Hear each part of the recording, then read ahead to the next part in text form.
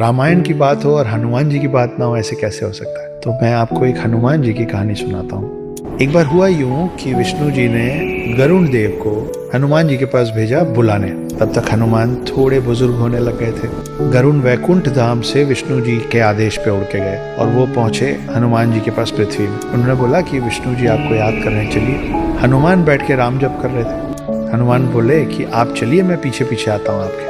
गरुड़ को लगा मुझे तो सिर्फ यही कहा गया था कि इनको इन्फॉर्म करना है, इनको सूचित करना है, मैंने अपना काम कर दिया। फिर भी गरुड़ को लगा कि अब ये बूढ़े हो रहे हैं, इनको मैं ले चलूंगा तो इनके लिए रास्ता आसान हो जाएगा। गरुड़ को इस बात का बहुत गुमान हो गया था, बहुत अहंकार हो गया था कि गरुड़ से तेज और कोई नहीं उड़ सकता। तो गरुड़ ने बोला कि आप थोड़े बुजुर्ग हो रहे हैं, आइए आपको मैं अपने साथ ले चलता हूँ, मुझ पे बैठ जाइए। हनुमान जी ने फिर से कहा कि मैं अभी अपना जाप खत्म करूंगा, उसके बाद आऊंगा, आप चलिए मैं आता हूँ। गरुड़ निकल गए। गरुड़ पूरे स्पीड से उड़ के वापस विष्णु जी के पास वैकुंठ धाम पहुंचे। मगर वहां पहुंच के देखते क्या है, वो देखते हैं कि ऑलरेडी हनुमान जी बैठे हुए हैं विष्णु जी के पाँव के पास।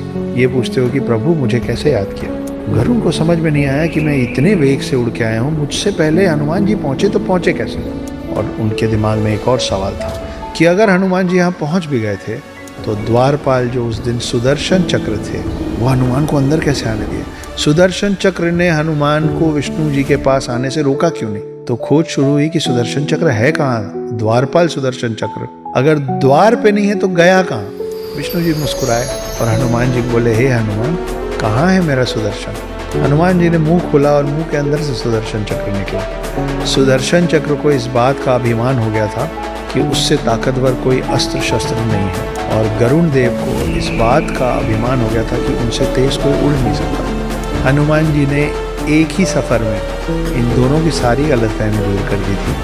वो अस्त्रों में सर्वश्रेष्ठ सुदर्शन चक्र को निगल गए थे और गरुड़ से पहले विष्णु जी के पास पहुंच गए थे। ये हैं हमारे हनुमान।